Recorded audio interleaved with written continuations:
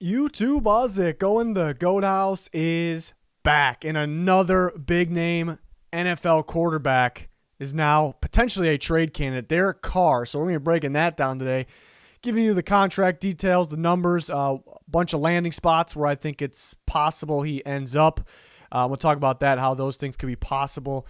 My thoughts. Are the Raiders shopping him? Are they taking calls? What's going on? I'll give you all my thoughts, and we'll have a couple trade scenarios at the end as well. We did this for guys that were already traded. We did it for Deshaun Watson, did it for Kirk Cousins, even though I think that's unlikely. But we got all kinds of NFL offseason coverage, free agency, the draft. We got you covered. Instantly when things happened, we break it down on Twitter, so check out that Twitter. Check out the Sided app. We got some polls up there where you guys can get involved and you can win Amazon gift cards and more. They're giving away Callaway drivers and all kinds of things there, so check that out. Link in the description, comments for anything you need. Again, more NFL content than anybody, especially for this offseason, so please subscribe. It'll be worth it for you, I promise. There's that Twitter. As soon as this Derek Carr news came out, we were talking about it. We were talking a little bit about Sam Darnold. His name has come up a little bit, but let's move on to this trade here. Potential trade with Derek Carr. Let's take a look at the numbers. Let me get me out of the way. Let me just get it out of the way there. We got the contract, 2-year deal left, basically 2023 free agent. You see the cap hit for the Raiders is 22.12 this year, 19.87 next year. But trading Derek Carr, you see the dead cap factors in, but it's a very small number. Trading Derek Carr will save the Raiders $19.62 million in 2021. So that's a lot of money. But for a guy like Derek Carr with the experience, a very solid quarterback, that's actually not like a lot given, I guess, who Derek Carr is. But yeah, I mean, you're clearing a decent amount of money there. New team will receive a $19.62 million cap hit in 2021. So the new team has to have that space or be able to create that space. And then Derek Carr will have a $19.877 million cap hit in 2022. So the team has to have that space. That's a pretty good contract. That's why his name has come up, because teams they want to trade for a veteran quarterback that can help make that playoff push, that maybe Super Bowl push. But they don't want to overspend and make it a risk. So this is kind of low risk, really, unless you're trading a very high pick, which is possible. Because these aren't that big of numbers. We did this video at Kirk Cousins yesterday, and the numbers are much larger for Kirk Cousins. So that's why Derek Carr might be pretty popular right now. And that's kind of what I think about this. I think I think teams are calling the Raiders. I don't think the Raiders are going out, hey, you want to trade for Derek Carr? I don't think that's the case. I think teams are calling about Derek Carr, and there's been rumors about the Texans. We'll talk about that in a little bit. But other thing to keep in mind, Mariota is also on the Raiders for one more year, over a $10 million cap hit, which is pretty pricey for a backup. But do they want him to start? Do they think he can start? Can they trade Derek Carr? That's pretty big. Thing there. And then look at the landing spots with all their cap space and their kind of the value they can bring to a Derek Carr trade. And notice at the bottom, pretty crazy that I actually have to put this on here because it sounds ridiculous, but I do have to put this on here. Something to remember, the Raiders need to be willing to trade Carr. First off, if they are, they will take the best offer.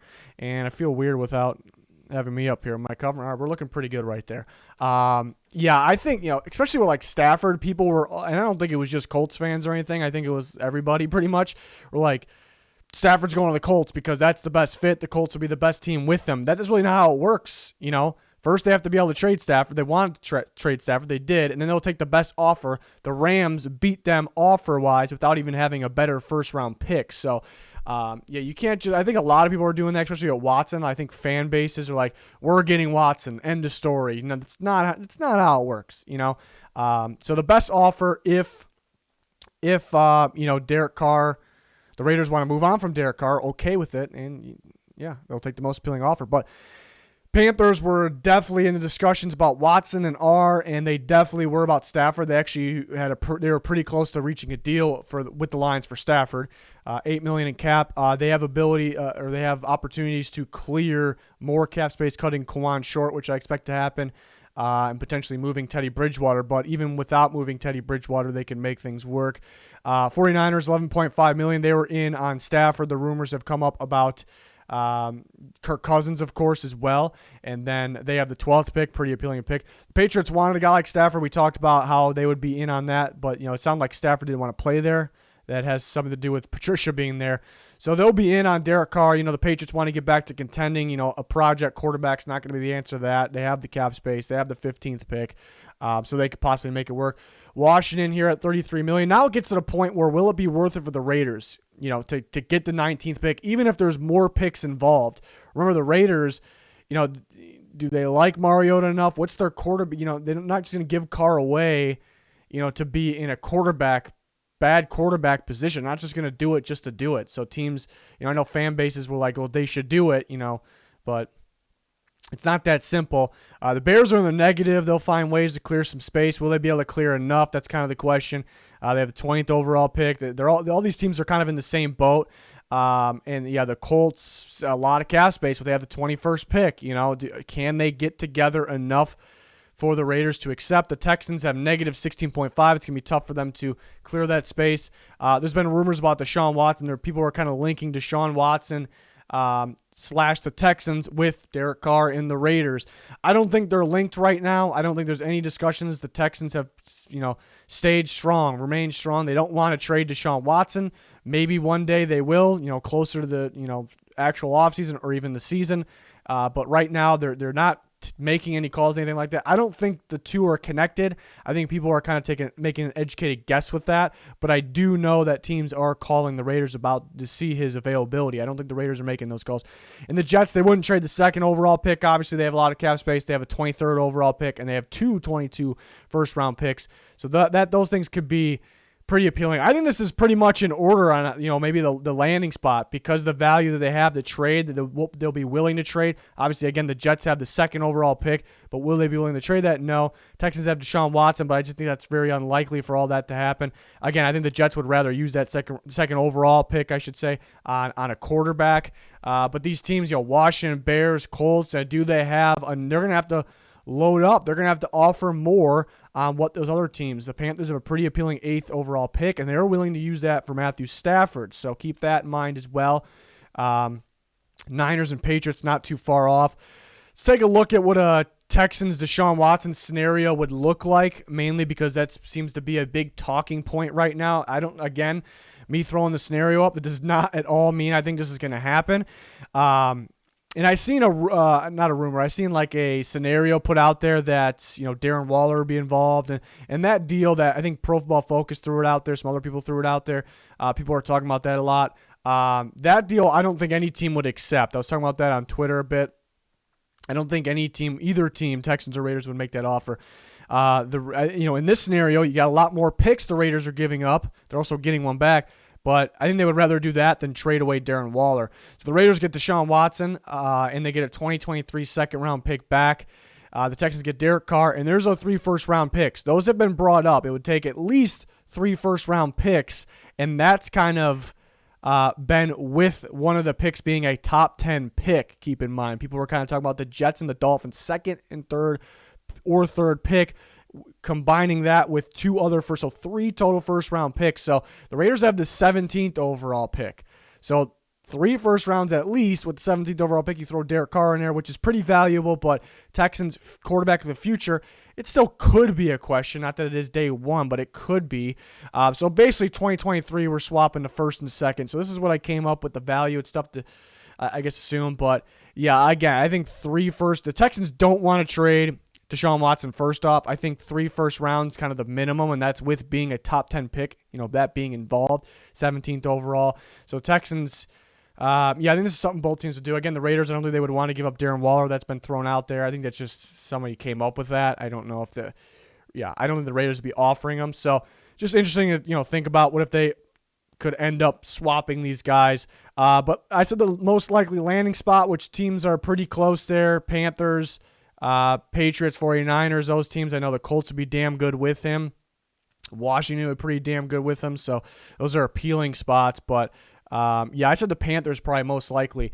And figure out the trade value here with just Derek Carr is pretty interesting. But I had Derek Carr going to the Panthers here. I'm not necessarily predicting this is going to happen. Most likely he ends. Derek Carr's name comes up every single year, in terms of being traded, perhaps in the offseason. I don't think it actually happens. We'll see, though. But Derek Carr to the Panthers, and then the Raiders get the 8th overall pick and a 2021 3rd-round pick. So 2 picks there. And I could see people debating both sides. Like, that's too much for the Panthers to give up. 8th overall pick is pretty damn valuable, and you potentially can get the quarterback of the future with that. So maybe that's too much in some people's eyes, that with the 3rd round pick. And I can see some people saying that's not enough because look what it took to get Matthew Stafford. So you could debate both sides. Matthew Stafford, keep in mind, it was 2 first rounders and a 3rd, but there also wasn't an 8th overall pick involved, and Jared Goff's contract was also involved. But mainly that 8th overall pick wasn't involved. There wasn't even a this year first round pick. Keep that in mind. The 8th overall pick is extremely, extremely valuable. So that with the 3rd, why both those things? It's hard to come across, proven veteran quarterbacks that can help you win now. That's key too, because the Panthers, they rather skip over the developmental process. They want to win now because they have the coaching staff, they have the playmakers on offense, the defense they believe in. It seems like a today's era type defense, young. They're pretty versatile in terms of what types of offenses they can play against. In today's NFL, in today's era, I guess. But so the Raiders don't really have to trade him. They need to get something back where they feel okay because they're taking a step back. That's the thing. They got to be willing to take a step back. That's tough, and that's why the Raiders probably won't trade him. So it has to be appealing enough for them to be able to be okay with taking that step back. So if the Panthers were going to use that 8th overall pick for Stafford, Derek Carr, younger, 2-year contract left, just like Stafford.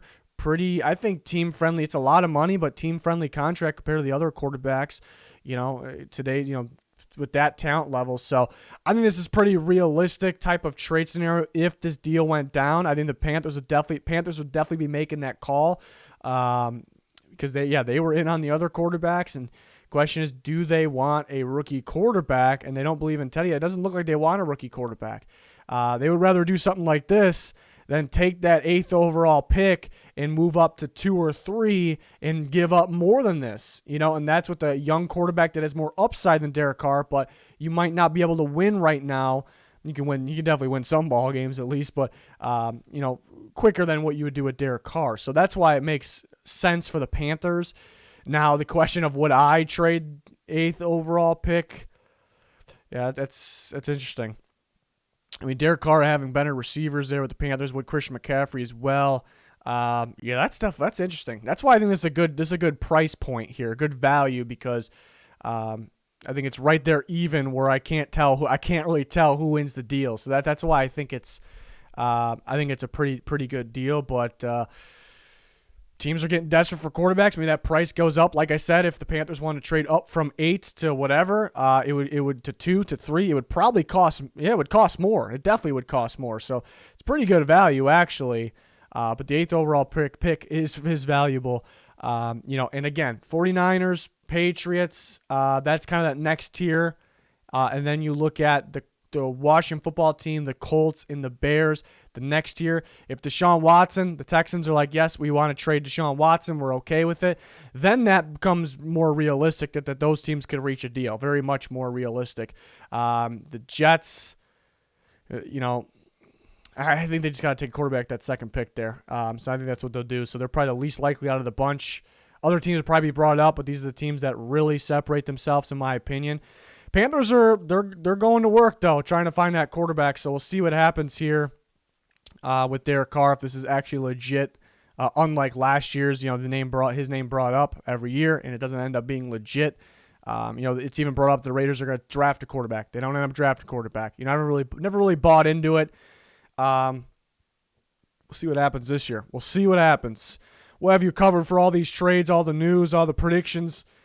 For everything, free agency and the NFL draft. A bunch of that content already on the channel, including Super Bowl content. A lot more to come for everything NFL, so hopefully you join us for all of that. Please smash that like button, subscribe, turn notifications on. Be much, much appreciated. Follow that Twitter link in the description and comments for anything that you need, including that. It's going to do it for this one, though. Thanks for watching. Goodbye.